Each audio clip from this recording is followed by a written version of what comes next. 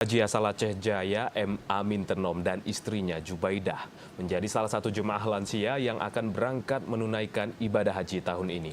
Puluhan tahun berjualan ikan keliling menjadi perjuangan pasangan asal Gampung Blang, Kecamatan Krung Sabe tersebut untuk mewujudkan impian berangkat ke Tanah Suci.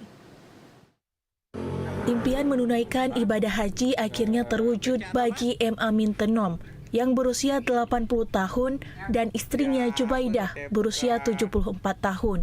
Warga Gampung Blang, Kecamatan Krung Sabe, Kabupaten Aceh Jaya. Pasangan lansia ini menjadi salah satu jemaah calon haji tertua asal Aceh Jaya yang dijadwalkan berangkat ke Tanah Suci pada musim haji tahun 2026.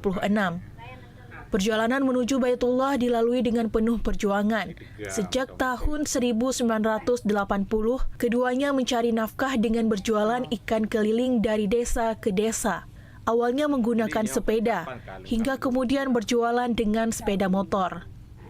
Meski penghasilan tidak menentu, namun dengan kedisiplinan menabung, pasangan ini akhirnya mampu mengumpulkan biaya haji dan resmi mendaftar pada tahun 2020.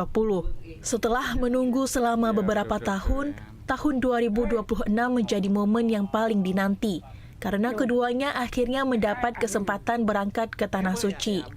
M. Amin mengaku keberangkatan mereka tidak lepas dari kerja keras dan dukungan sang istri yang selama ini menemaninya mencari nafkah.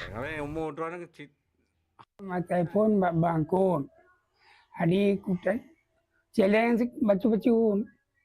Nah, mau tu memang tidak mayang, belum tidak mayang. Orang tu memang tidak mayang, belum tidak mayang. Mana lah. Hari sampai nuhan dalam Jawa ni, dalam Jawa ni, mantau lembangkun. Yo kerana tahu nanti. Meski usia keduanya sudah lanjut, semangat untuk menunaikan ibadah haji tetap tinggi. Saat ini M. Amin mulai mengurangi aktivitas berjualan ikan keliling untuk menjaga kondisi kesehatan sebagai persiapan menjalani ibadah haji di Tanah Suci. Dari Aceh Jaya, Musliadi TVRI Aceh melaporkan.